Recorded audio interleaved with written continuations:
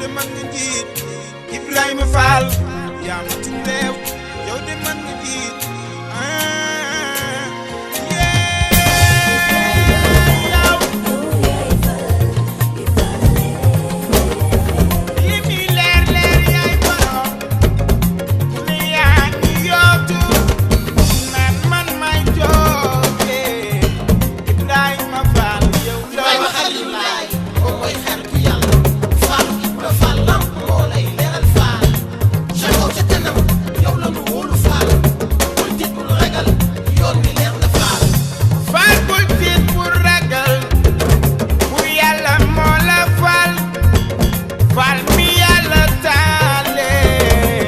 sani ca mata gën fay ko waaw waaw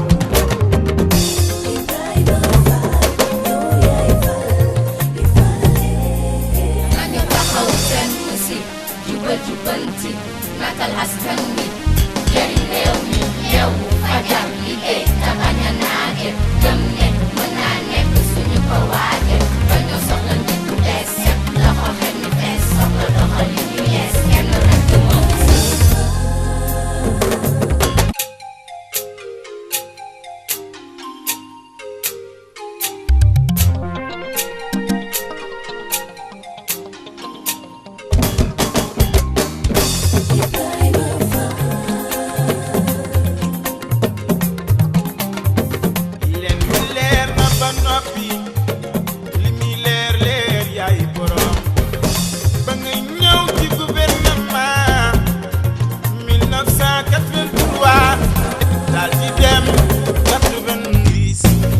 boobu moo la soxla woon ñëpp naan kii mooy faale kii mooy faal mi yàlla faale yow la yàlla def ngay fale Ibrahima Fall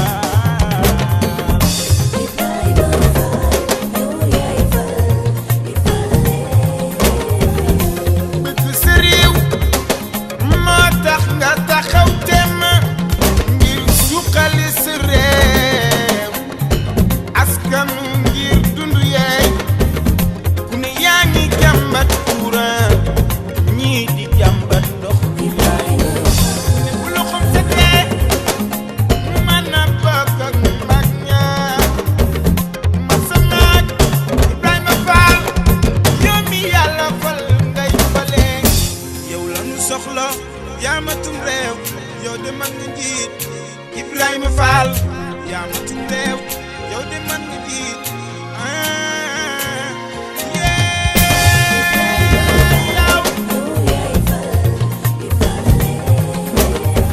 li mi leer leer yaay borom ku ne yaa ngi yootu naan man may jooke Ibrahima Fall yow Ibrahima Xalilaay ko mooy xaritu yàlla Fall Ibra Fall lamp moo lay leeral Fall ca kaw ca kanam yow la nu wóolu Fall bul tiit bul ragal yoon mi leer na Fall Fall bul tiit bul ragal bu yàlla moo la fal Fall mi yàlla taale sani ca mata gën fay ko waaw waaw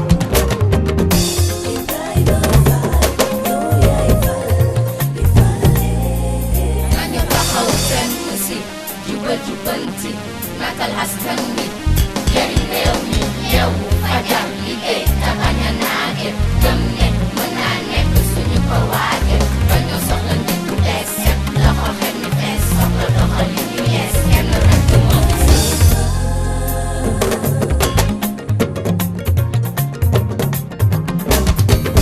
yow la nu wóolu yow de mat nga jiit yow de mat nga joxum réew yow de mat nga jiit mat nga joxum réew ak leneen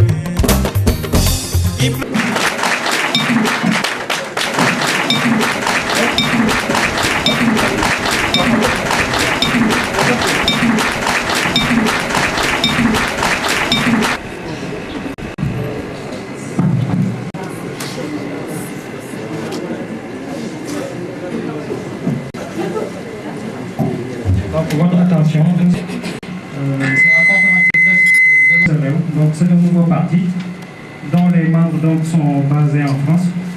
Le secrétaire général, c'est Serigne Bassirou Seck. C'est le plus jeune secrétaire général du parti politique, si on ose le dire.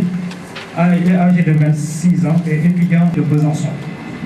Donc, je m'en vais lui donner la parole. Donc, la conférence de presse sera axée sur deux thèmes.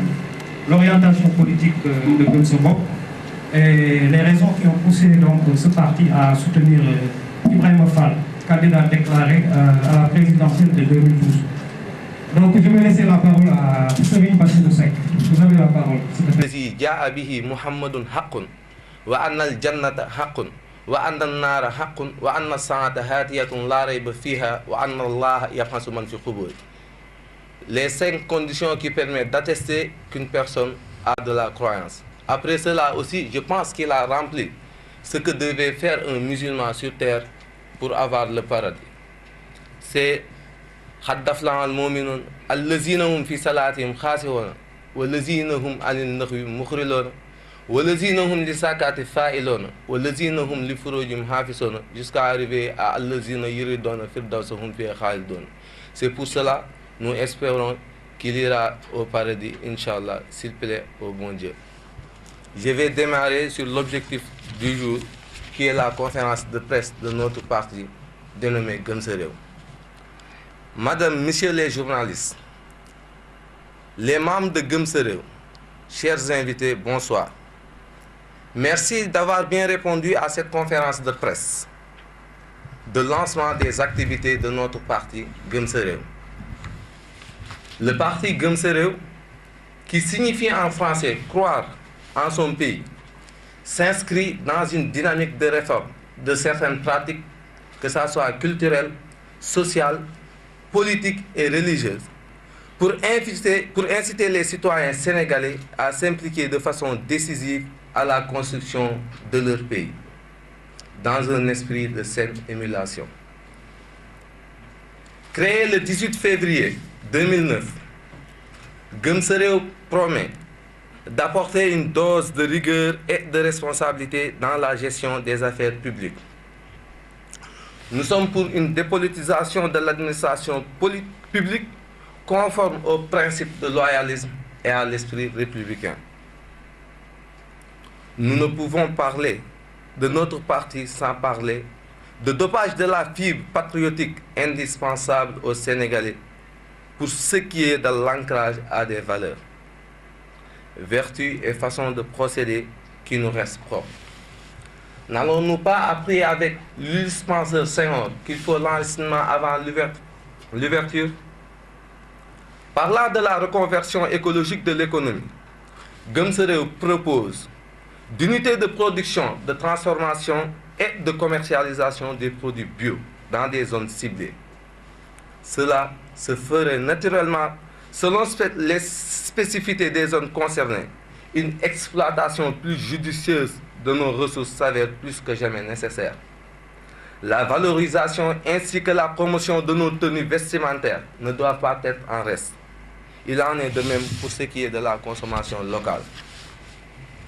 Or, nous savons que cela ne peut bien réussir que si nos agriculteurs et artisans sont bien assistés. La compétitivité de nos produits locaux dépendra de la capacité de la classe dirigeante des célébrités à promouvoir le consommé sénégalais. Bien sûr, la question que beaucoup peuvent légitimement se poser reste celle de la marge de manœuvre de la relocalisation face à la mondialisation. Loin d'être un gourdin idéologique qui taperait sur tout ce qui bouge ou un simple outil populiste d'attraction, Gëm Sa Réew serait plutôt une soupape d'oxygène.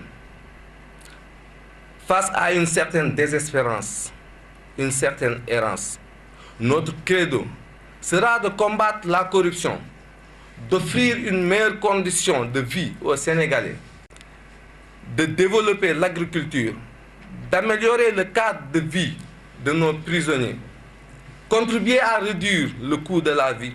Notre combat sera aussi de résoudre les problèmes de l'électricité, qui est devenu un casse-tête chinois pour les Sénégalais. Se battre pour résoudre les problèmes du chômage sera aussi notre cheval de bataille. Mais faudrait-il que les Sénégalais acceptent d'élire notre candidat Ibrahima Fall lors de la prochaine élection de 2012? Pourquoi notre parti soutient Ibrahima Fall, candidat indépendant déclaré de la présidentielle de 2012? Répondre à cette question revient à dire que cela s'explique par le fait que le secrétaire général du parti que je suis n'a pas l'âge requis pour se présenter pour les élections présidentielles. Je suis âgé de 26 ans, alors que pour être investi, il faudra avoir 35 ans. L'autre raison est que Ibrahima Fall incarne les valeurs prônées par notre parti. C'est un homme de droiture, de rigueur bien imprégné de la réalité des hautes fonctions républicaines.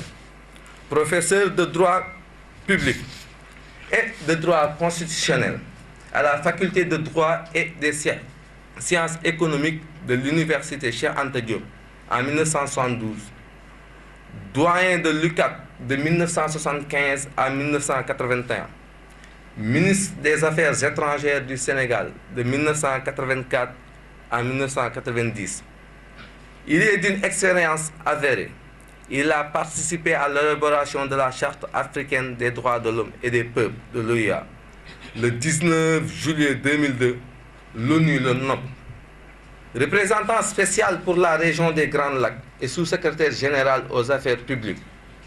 Nous sommes convaincus qu'il n'y a pas meilleur que Ibrahima Fall pour diriger les destinées de ce pays qui a besoin d'un homme de sa dimension pour le remettre sur les rails du développement. Je vous remercie de votre attention.